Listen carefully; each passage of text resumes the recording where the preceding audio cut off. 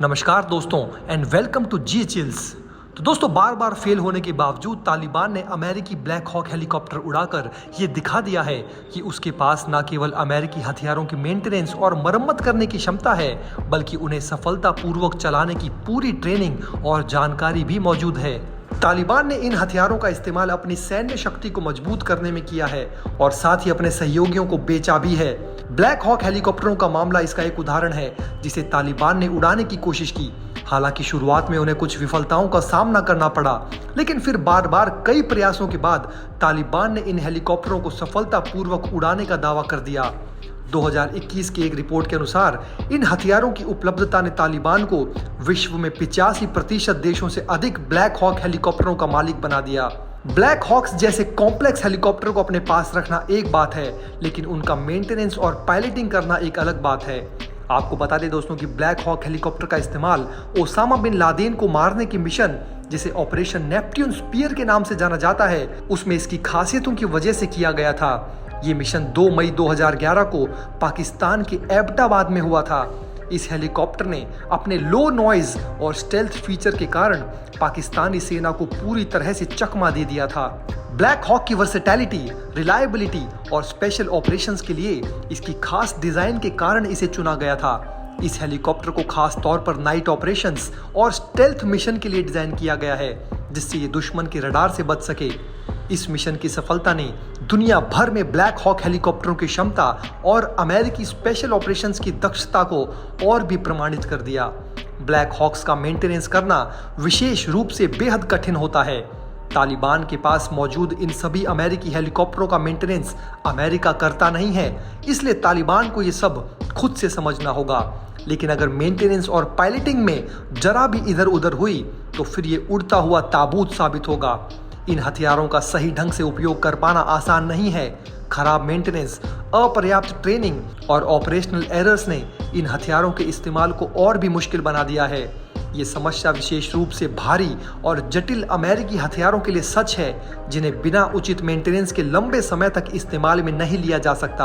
आप स्क्रीन पर देखिए, अफगानिस्तान से अमेरिकी सैनिकों के जाने के बाद तालिबान ने कई बार इस हेलीकॉप्टर को उड़ाने का प्रयास किया, लेकिन बार बार असफलता हाथ लगी। एक बार तो इस हेलीकॉप्टर क्रैश में इनके 3 लोग भी मारे गए थे। उस समय इस हेलीकॉप्टर क्रैश की वीडियो भी काफी तेजी से वायरल हुई थी, जिसे आप स्क्रीन पर देख सकते हैं।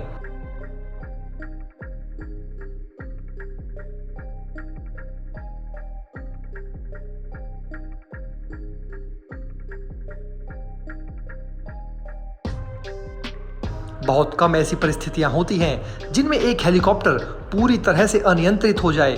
अगर कोई हेलीकॉप्टर अनियंत्रित हो भी जाता है तो वेल ट्रेन्ड पायलट को कई सारे टिप्स पता होते हैं, जिससे वो खुद अपनी रक्षा और अपने साथियों की जान बचा सकता है। लेकिन आप इस क्रैश वीडियो में देख सकते हैं कि हेलीकॉप्टर अचानक पूरी तरह से अनियंत्रित हो जाता है। तालिबानी पायलट इस दुर्घटना को बचाने के लिए कोई बड़ा कदम नहीं उठा पाता। हमें पायलट के बारे में ज्यादा तो नहीं पता, लेकिन वीडियो देखकर यह लगता है कि इस तालिबानी पायलट को उस स्तर की ट्रेनिंग नहीं दी गई।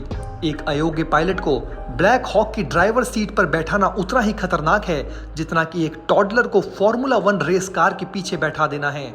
इससे ये साफ हो जाता है कि तालिबानी पायलट पूरी तरह से अनट्रेंड था, या फिर हेलीकॉप्टर की खराबी को वो पहले से ही भांप चुका था। ये दुर्घटना ये दर्शाती है कि अफगानिस्तान में छोड़े गए अमेरिकी हथियारों, मशीनों, गैजेट्स और सैन्य उपकरणों का रखरखाव, संचालन और उपयोग तालिबान के लिए बेहद चुनौतीपूर्ण रहा है। तालिबान के बारे में ये शुरू से ही कहा जाता है कि उन्हें मेंटेनेंस की जरा भी नॉलेज नहीं है। वे इसे तब तक चलाते हैं जब तक कि पहिए टूट ना जाएं। कई लोगों का यह भी मानना है कि अमेरिकी सुरक्षा बलों ने जानबूझकर अफगानिस्तान में छोड़े गए $7 बिलियन के उपकरणों को क्षतिग्रस्त या अन्यथा अक्षम कर दिया, ताकि इन भारी भरकम हथियारों का इस्तेमाल तालिबान कभी ना कर पाए। यह भी संभव है कि किसी होशियार अमेरिकी ब्लैक हॉक मैकेनिक ने इस पक्षी के पूंछ रोटर के साथ कुछ चालाकी की हो, जिसके कारण इसे उड़ाने में तालिबान को काफी मशक्कत करनी पड़ी है। एक अमेरिकी जनरल के मुताबिक अमेरिकी फौज भारी हथियार अपने साथ ले गए और गोला बारूद के कुछ स्टॉक में आग लगा दी, लेकिन कुछ छोटे हथियार और गोला बारूद छोड़ दिए। समाचार एजेंसी एपी ने बताया था कि अमेरिकियों ने बिना चाबी के हजारों व्हीकल्स और सैकड़ों बख्तरबंद गाड़ियां छोड़ी हैं ताकि उनका इस्तेमाल न किया जा सके। जब अमेरिका ने 2021 में अफगानिस्तान से अपनी सेनाओं को वापस बुलाया तो उसने पीछे छोड़ दिए गए अपने हथियारों और सैन्य उपकरणों के बारे में दुनिया को एक नई चुनौती दी। इन सभी हथियारों का प्रदर्शन तालिबान द्वारा समय समय पर किया जाता रहा है। इन हथियारों का तालिबान के हाथ लग जाना न सिर्फ अफगानिस्तान में बल्कि वैश्विक स्तर पर सुरक्षा के लिए एक नई समस्या बन गया था। ये हथियार न केवल तालिबान बल्कि विभिन्न आतंकवादी संगठनों के हाथों में पहुंच गए हैं, जिससे वैश्विक सुरक्षा के लिए नई चुनौतियां पैदा हो गई हैं। इन हथियारों का इस्तेमाल अब विभिन्न आतंकवादी हमलों में किया जा रहा है, जैसे कि इजराइल और कश्मीर में अमेरिका के सहयोगियों पर हमले। ये दिखाता है कि कैसे अमेरिका द्वारा छोड़े गए हथियार अब उसके अपने मित्र राष्ट्रों के लिए खतरा बन गए हैं। स्क्रीन पर आप देख सकते हैं कि अमेरिका ने अफगानिस्तान में कितने कीमत के और कितनी मात्रा में हथियार छोड़ दिए थे, जिसमें कई सारे aircraft, military vehicle, night vision surveillance के साथ साथ लाखों हथियार शामिल हैं। तालिबान अब सिर्फ एक आतंकवादी संगठन नहीं रह गया है, वो एक हथियार डीलर के रूप में भी उभरा है। इसने दुनिया भर के आतंकवादी संगठनों के लिए अमेरिकी हथियारों का बाजार खोल दिया है, जिससे वैश्विक स्तर पर सुरक्षा संबंधी चिंताएं बढ़ गई हैं। ब्लैक मार्केट में अमेरिकी हथियार बेचकर तालिबान ने खूब पैसे भी कमाए हैं। अमेरिका के बाद तालिबान ने भी ये दिखा दिया है कि war is a bloody business, जो दुनिया भर में हजारों मौतों का कारण बनता है। अमेरिका, जो दुनिया का सबसे बड़ा हथियार निर्माता और निर्यातक है, इस बड़े व्यापार के केंद्र में है। लेकिन जब इन हथियारों का उपयोग गलत हाथों में पड़ जाता है तो इसके परिणाम सिर्फ विनाशकारी ही होते हैं, जैसा कि हमने कई आतंकी हमलों में देखा है। अमेरिका द्वारा अफगानिस्तान में छोड़े गए हथियार अब पाकिस्तान और भारत के लिए एक नई धमकी बन गए हैं। इन हथियारों की उपलब्धता ने सीमा पार से आतंकवाद को बढ़ावा दिया है, जिससे इन देशों में सुरक्षा संकट गहरा गया है। स्क्रीन पर आप जरा इस तस्वीर को देखिए। यहाँ आप देख सकते हैं कि अमेरिका ने अफगानिस्तान में कौन कौन से महत्वपूर्ण सैन्य उपकरण छोड़े थे।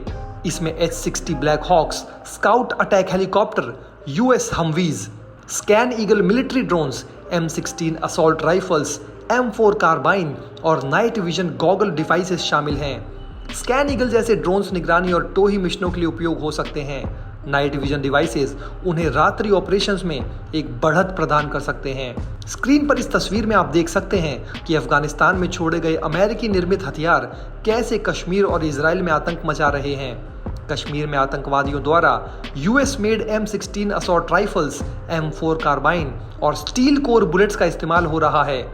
वहीं इजराइल में हमास आतंकवादियों द्वारा M16 असॉल्ट राइफल्स और M4 राइफल का इस्तेमाल हमास द्वारा किया जा रहा है। दोस्तों, आप नीचे कमेंट में बताएं कि दुनिया भर में हो रहे आतंकी हमलों के लिए कौन जिम्मेदार है। जाने से पहले वीडियो को लाइक करें, चैनल को सब्सक्राइब करें। तुरंत आ रहा हूं एक और नई अपडेट लेकर। वीडियो में अंत तक हमारा साथ देने के लिए धन्यवाद। नमस्कार।